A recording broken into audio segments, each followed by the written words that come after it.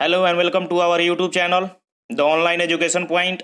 आज हम फिर आपके लिए जीके क्वेश्चन पार्ट 15 लेकर आए हैं, जो SSC, CGL, LDC, RRB, railway, NTPC एवं सभी कॉम्पिटिटिव एग्जाम के लिए इम्पोर्टेंट है। तो लेट्स स्टार्ट द वीडियो।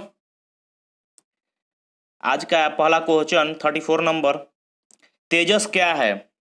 आपके ऑप्शन है ए एक रडार, बी एक मिसाइल, सी एक लड़ाकू विमान, डी एक टैंक।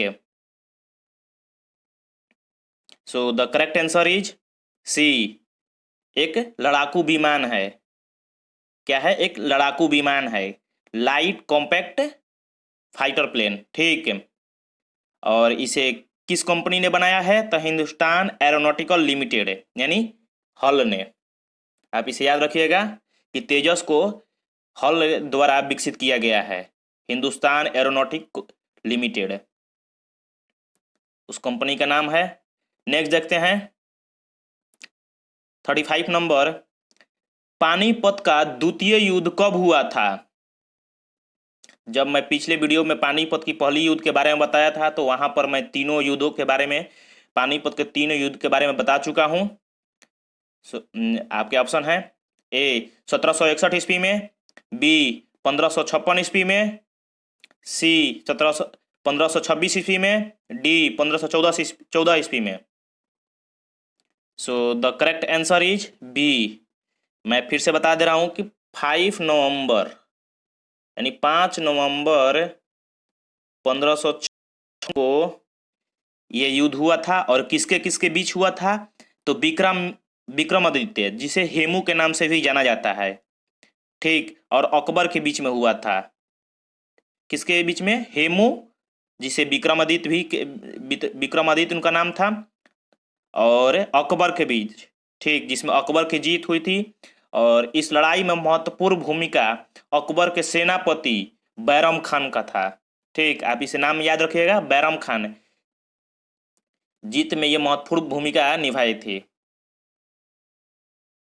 नेक्स्ट देखते हैं 36 नंबर, प्रथम अंतरिक्ष पर्यटक कौन है?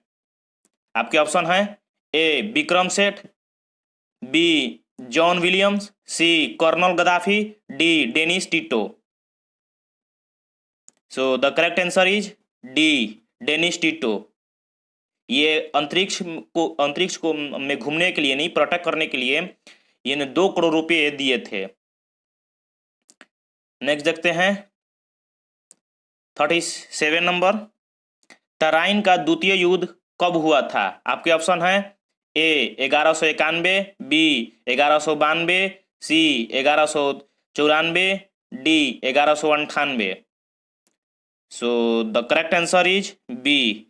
बी जो होगा करेक्ट होगा। 1191 में द्वितीय युद्ध, और 1192 में द्वितीय युद्ध, और 1191 में प्रथम युद्ध। तराइन का प्रथम युद्ध 1191 में हुआ था, और तराइन का द्वितीय युद्ध 1192 में हुआ था। ठीक, सेकेंड वार ऑफ तराइन 1192 और फर्स्ट वार ऑफ तराइन 1191। ठीक है। और ये किसके किसके बीच लड़ा गया था? मोहम्मद गौरी और पृथ्वीराज तृतीय के बीच में लड़ा गया था। किसके किसके बीच? मोहम्मद गौरी और पृथ्वीराज तृतीय, पृथ्वीराज तृतीय, ठीक है, के बीच में लड़ा गया था। और आपसे यहाँ पर एक और क्वेश्चन उठ सकता है कि मोहम्मद गौरी का पूरा नाम क्या है? मोहम्मद गौरी का पूरा नाम क्या है? तो आप यहाँ पर मैं लिख दे रहा हूँ, आप इसे नोट कर लीजिए कहीं। ठीक है, आप नोट कर लीजिए, मोइजुद्दीन मोहम्मद बिन शाम। मैं लिख दे रहा हूँ,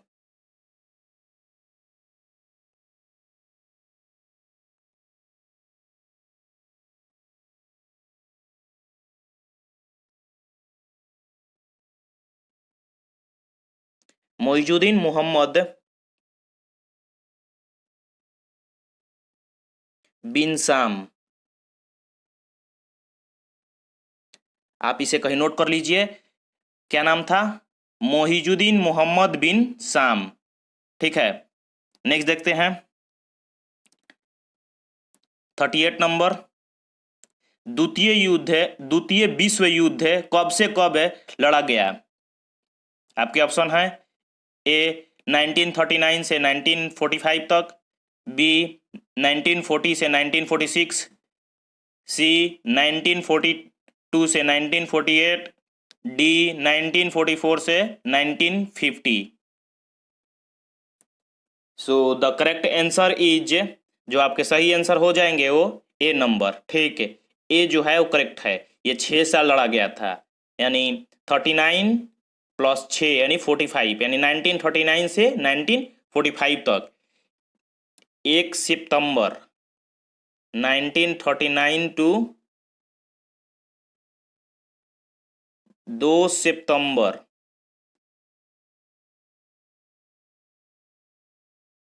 सॉरी 1 मिनट, 1 सितंबर, सॉरी सही लिखा था लेकिन कुछ काम नहीं कर रहा था लिखने पर, से 2 सितंबर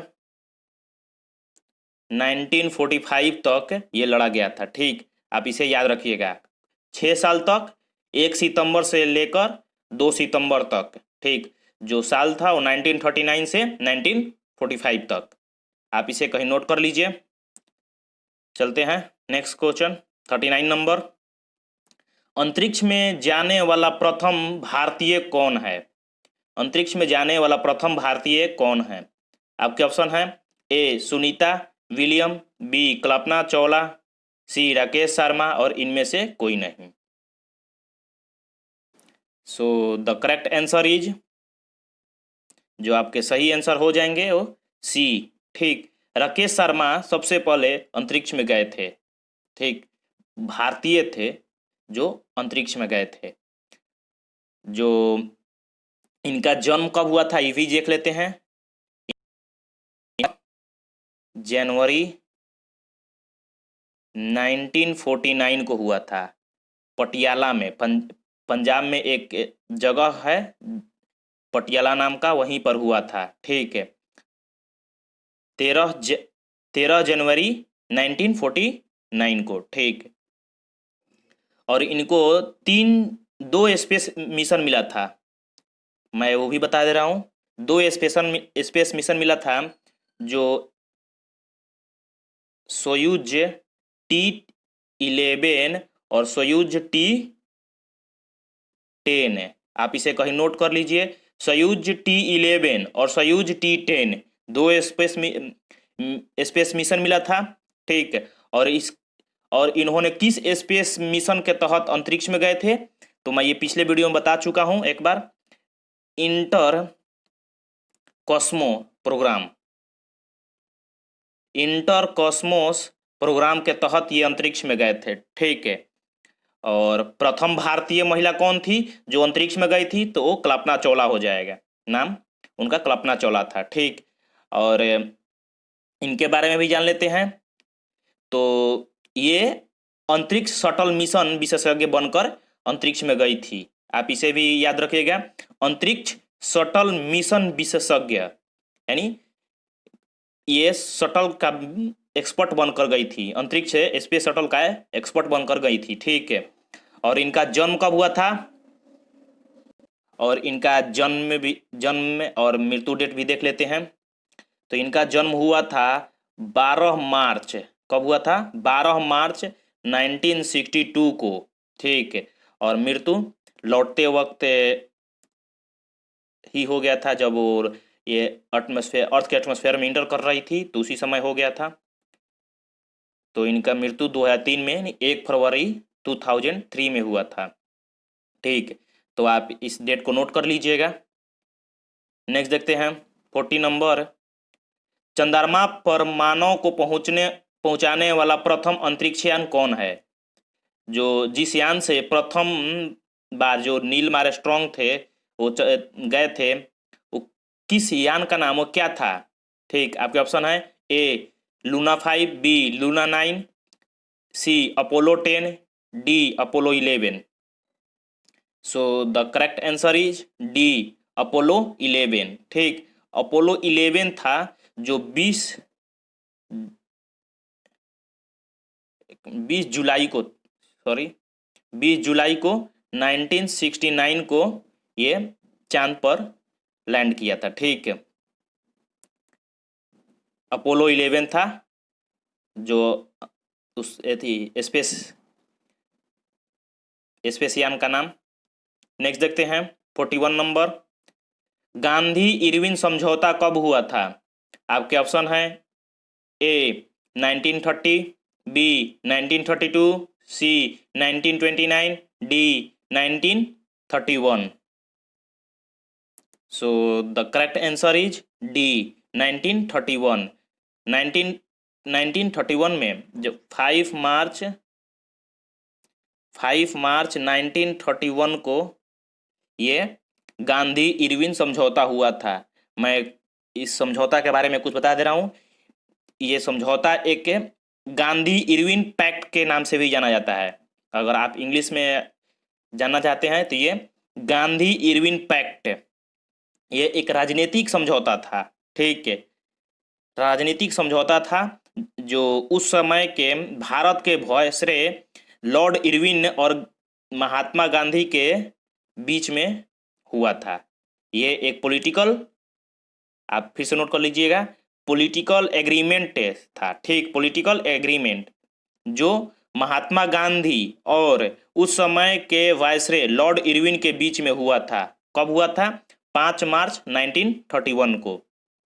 ठीक, नेक्स्ट देखते हैं 42 नंबर, क्रिप्स मिशन भारत कब आया? आपके ऑप्शन है ए 1942, बी 1932, सी 1600, डी 1946। ये क्रिप्स मिशन है जो भारत, बताना है आपको किस वर्ष आया था। सो the correct answer is a 1942। ये एक ब्रिटिश मिशन था जो सर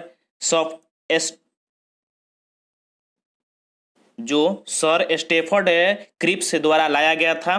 ठीक है, किसके लिए लाया गया था?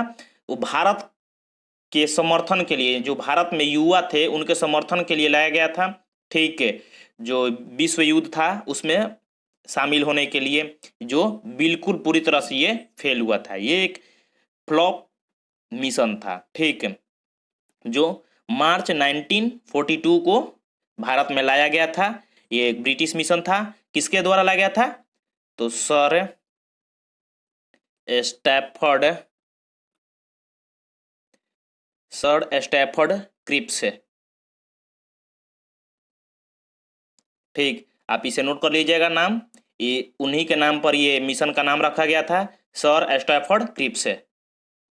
नेक्स्ट देखते हैं 43 नंबर, विक्रम संवत कब आरंभ हुआ? आपके ऑप्शन है ए 78 ईसा पूर्व, बी 58 ईसा पूर्व, सी 78 ईस्वी, या डी 58 ईस्वी। ये विक्रम संवत यानी एक कैलेंडर का नाम है। विक्रम संवत ये आपको बताना है कि कब प्रारंभ हुआ था, इसकी शुरुआत कब हुई थी। So the correct answer is B, जो आपके सही उत्तर हैं वो बी नंबर, यानी 58 ईसा पूर्व में।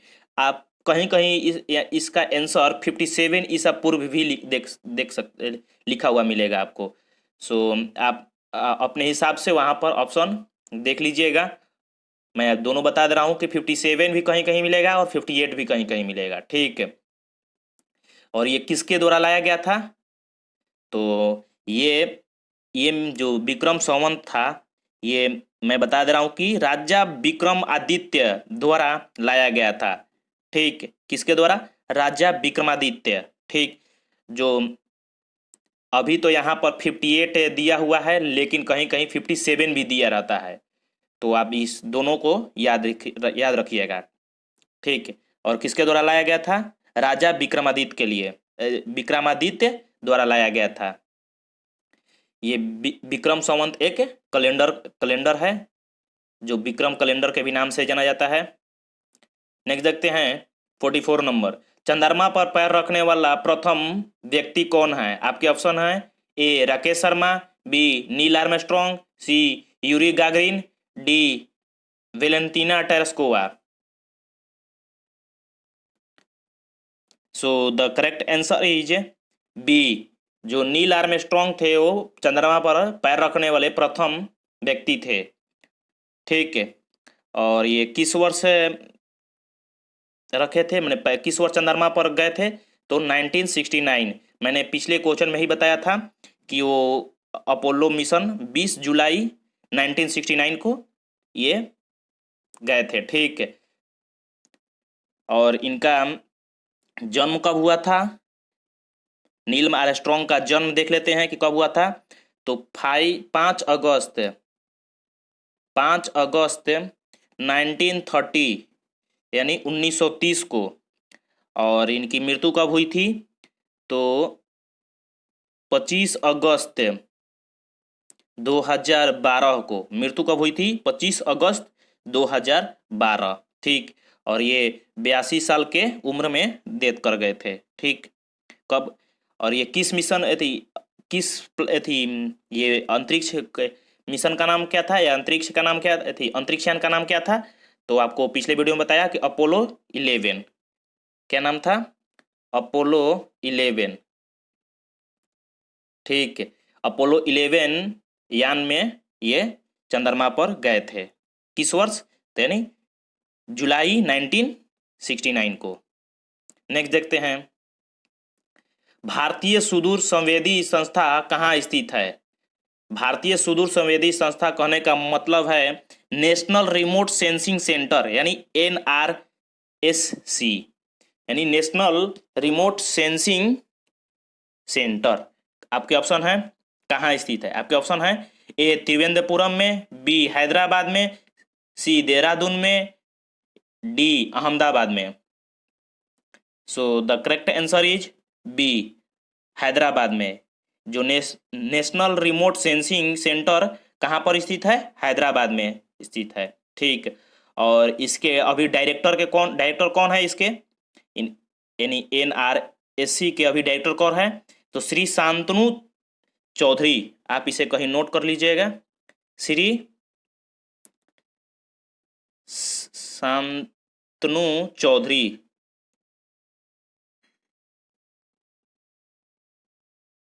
श्री शांतनु चौधरी ये अभी NRSC के डायरेक्टर हैं। और इसे कब स्थापना किया गया था? तो इसका स्थापना हुआ था 1 सितंबर, यानी 1 सितंबर 2008 को। कब हुआ था? 1 सितंबर 2001 को। ठीक, अभी इनके फिलहाल डायरेक्टर का नाम क्या है? तो श्री शांतनु चौधरी। और आपसे ये भी पूछा जा सकता है कि NRSC का फुल फॉर्म क्या है?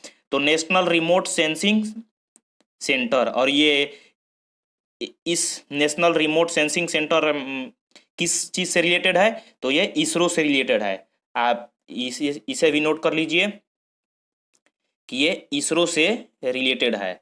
किससे रिलेटेड है? इसरो से। और इसे इसरो द्वारा ही स्थापना किया गया था। ठीक है, सो आज के लिए बस इतना ही। और हाँ, अगली कुछ लोगों का कहना है टेलीग्राम पर कि आप करेंट चीफ मिनिस्टर का लिस्ट और उनके गवर्नमेंट का लिस्ट प्रोवाइड करा दीजिए। तो अगली वीडियो उन्हीं पर है। सो अगर अभी तक आप इस चैनल को नहीं सब्सक्राइब किए हैं तो सब्सक्राइब कर लीजिए और बेल आइकन को प्रेस कर लीजिए। Thank you.